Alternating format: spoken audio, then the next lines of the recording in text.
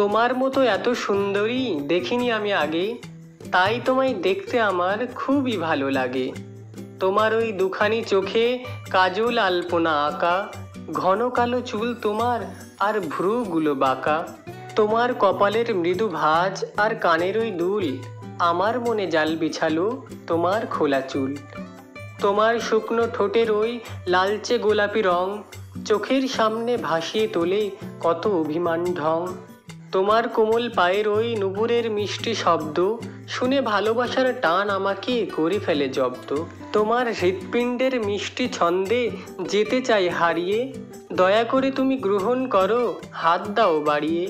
মনের গভীরের একটা প্রশ্ন করছি তোমার কাছে, তুমি আমার এটা বলার অধিকার কি আছে?